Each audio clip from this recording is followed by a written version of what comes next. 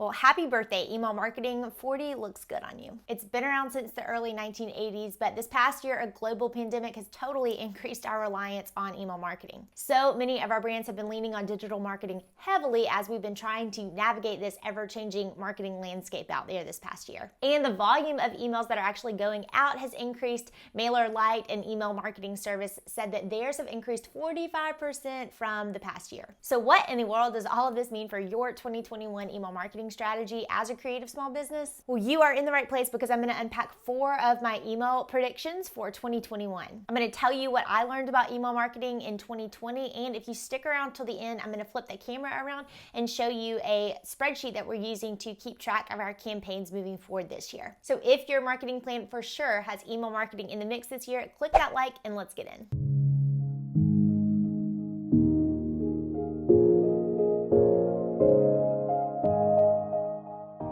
And hey there, if we haven't met, my name is Ashlyn Carter, and I have helped thousands of creators and creative entrepreneurs like you make more money with their words as a conversion copywriter and launch strategist. We sent a ton of email marketing campaigns last year in my own business, and then we also, on the agency side of my business, had a lot of launch and email funnel clients that we served, and so this is what we learned both in my business and with them. The first prediction that I have for 2021 is this. I believe we're going to see more of a mix-up of overall email marketing strategies that send both more text-based emails and more aesthetically driven emails, all under one roof. So I broke down in last week's video the difference in text-only emails and more design-heavy templates. But I swear we're going to see more businesses and brands not be afraid to mix those up and have both types under one roof. If you always send out visually designed, heavily designed and templated emails to your list, then sending a text-based email may be refreshing for your subscribers to get. Think about last year when everything crazy started going on. You got a lot of the types of emails that seemed like letters from the founder in your inbox, and they were more personal. They were typically more stripped of the gifts and the images, and they just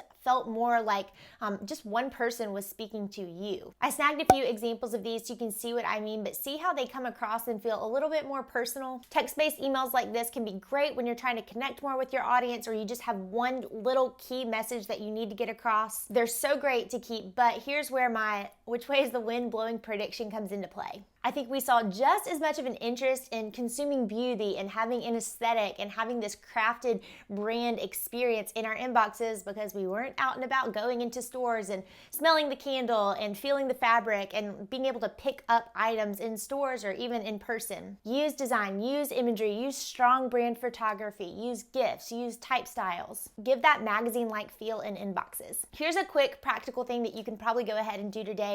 Go into some sequence that you already have. Maybe it's even your welcome sequence in your inbox, and add 2 emails to that campaign. Make one more design heavy, and again, like the magazine is the best analogy I have. Make it feel like that, but then also add in an email to that same sequence and campaign that's stripped down and it's text only and it feels a little more personal. Now again, if you watched my last week's video, then you do know how the more stripped down text focused email is gonna just get a few more points naturally when it comes to deliverability. So tee that video up to watch after this one so you can make sure that when you are sending those more design heavy emails, you're making sure you're crossing your T's and dotting your I's. Number 2, we're going to keep seeing more personalized human elements in emails, but beyond just having your name in the salutation. So Campaign Monitor reported that personalized emails are going to get 6 times more of a higher transaction rate. And personalized subject lines are 26% more likely to be open. Pause this and go ahead and add in a first name field to one of the subject lines you already have in a sequence. See what happens. But like I said, when I'm saying personalization, I'm not just talking about your subscriber's name. Talk to me about what kind of customer I am. Speak specifically to how long I've been in business or what type of business I have. I know I have a lot of people in the wedding industry that watch this, so what about speaking to your subscribers based on when they got engaged? Somebody that just got engaged is going to be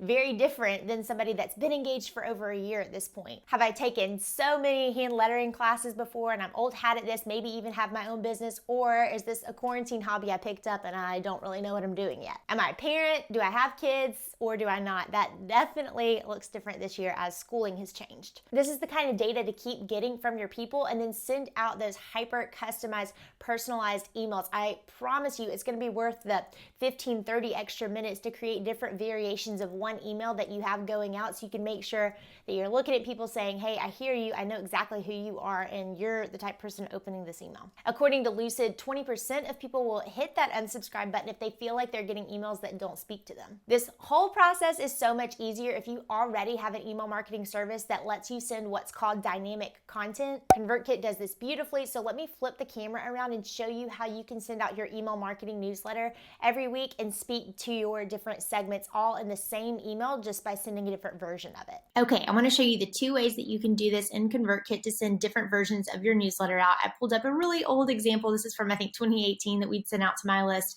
and I sent multiple versions of it out. So let me show you right here, maybe this, and I think you should just somewhere in the copy speak to whatever it is. Okay. The segment that they're in.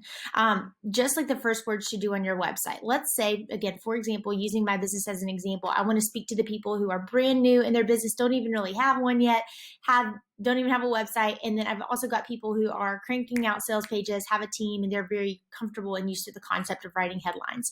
So those are 2 different people that have 2 different pains when it comes to headlines, right? So here's the rest of that body copy. So you can kind of see it comes up with the hook, the story, get to the content. So let's talk about, maybe we wanted to change it a little bit right here. And so I pulled up an email, and I'm going to show you the first way to do this, and then the second way to do it, which is a little easier. I want to show you the complicated one first, just to get it out of the way. So let's update this copy so it is based on somebody who is brand new in their business. I'm going to click that plus sign, and then I'm going to come down to personalization. Once I click open personalization, I'll click add to email, and then think about this from a standpoint of if this, then this, and that is the way I say it in my head usually. So I'm going to highlight this copy, backspace it. Okay, if the subscriber contains, in the tag, I know this, but I would recommend going into your tags and copy and pasting it because you do not want to mess up. That's the name of the tag. If they have that, then I'm going to put this copy here.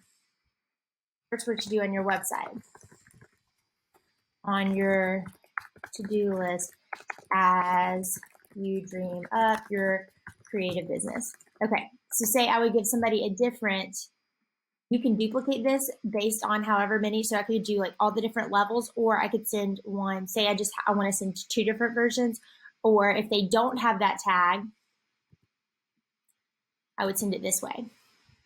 Just like website and every sales page headline you're cranking out.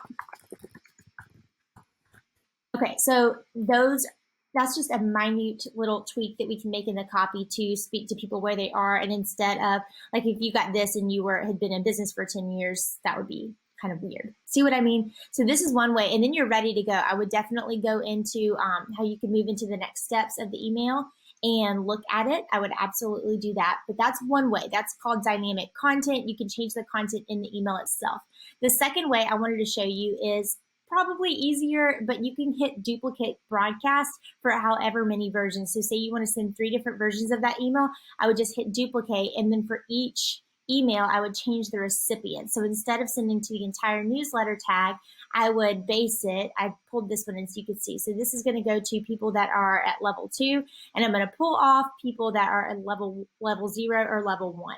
Okay, so this is how, and you can screenshot this if you need to, kind of like send it to everybody that falls into this category, nobody that falls into this category. And then when I go into the content, instead of worrying about that dynamic content thing that I just showed you, all you have to do is just write the copy as it would be, and then duplicate, when you have the duplicate email, backspace, rewrite the copy, so on and so forth. As I wrap up this second prediction, 5 quick places where you could personalize your emails: the subject line, the salutation, any images that you're using, definitely the content, which I just showed you about, and then products or offerings of yours that they've purchased in the past. Just nodding to the fact that they bought that and you are aware of it can be a good thing. Number 3, optimizing emails for mobile is more important than ever. Every week when I test my email newsletter before I send it out, I send it to my personal inbox in the first thing I do is open it on my phone. I'm looking to see where that subject line cuts off, at what character count. I'm looking to see what the content load looks like. About 68% of all email marketing campaigns are opened on mobile devices. And like websites, we naturally look at emails in our inboxes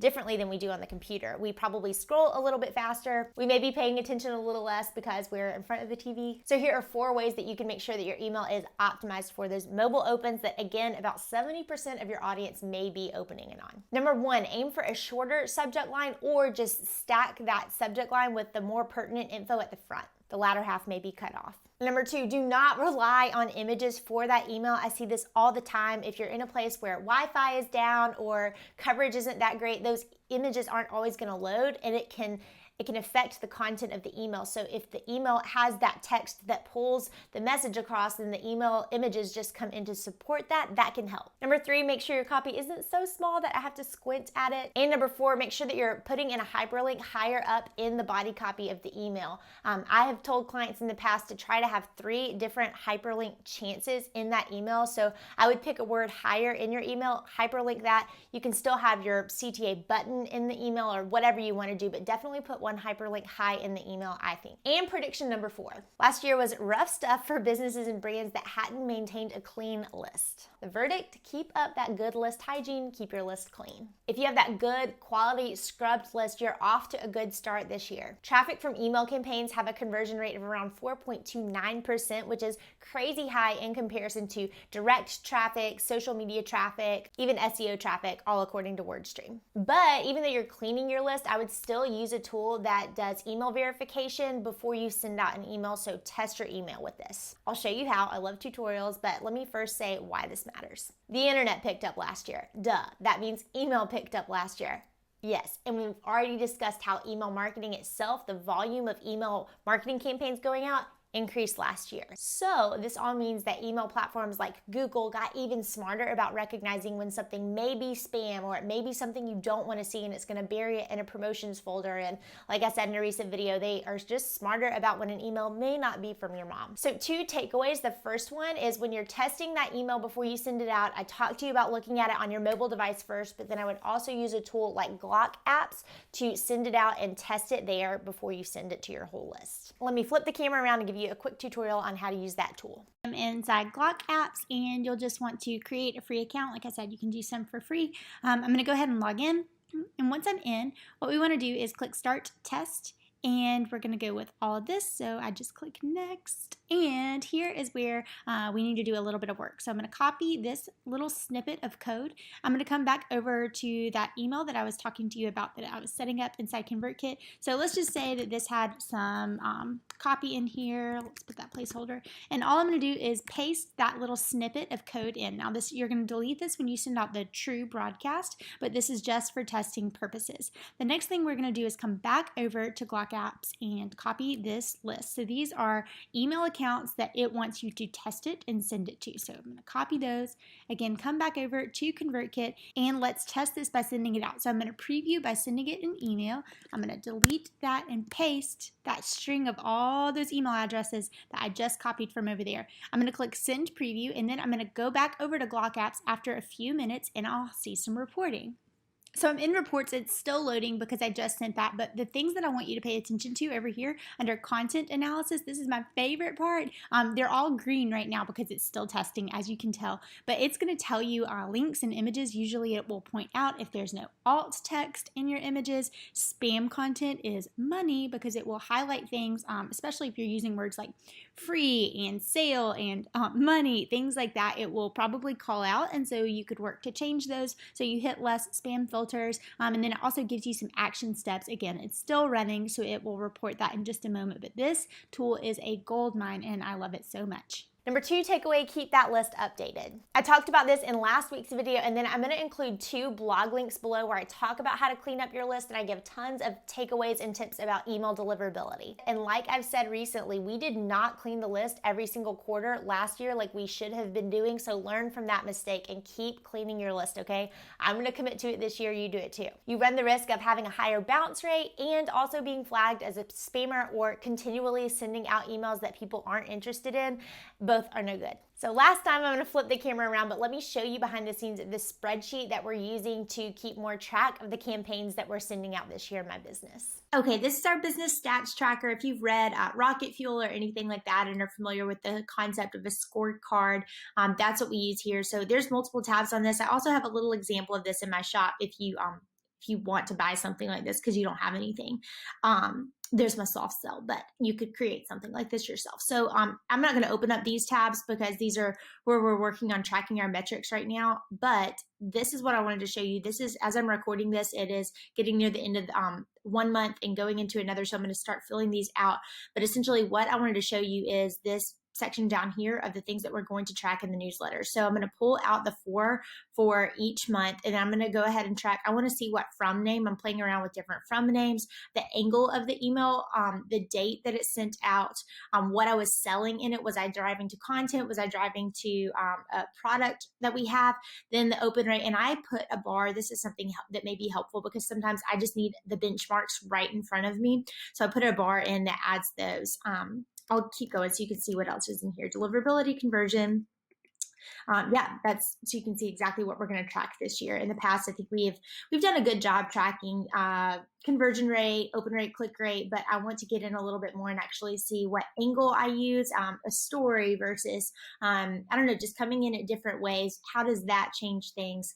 So on and so forth. So that hopefully can help you see a little bit more how you could be tracking some things this year in your business. While you're implementing these tips in your 2021 email marketing strategy, if you want some free subject line swipes that you can use to split test in your business, then look down below. I have linked a free cheat sheet I have that's going to give you a lot of examples, I think over 40, that you can plug and play as you send out email campaigns. Now you have some marching orders for your 2021 email marketing campaigns, but what about making sure those emails absolutely end up in people's inboxes? Be sure to watch the next video I have teed up for you, where I'm going to tell you 3 things to look for in an email marketing platform and why ConvertKit does the job beautifully. If you like this video, click the like button. I sure hope it helped you out. Please comment with any questions that you have below. And here's to working for more of a place of rest, not hustle. See you in the next one.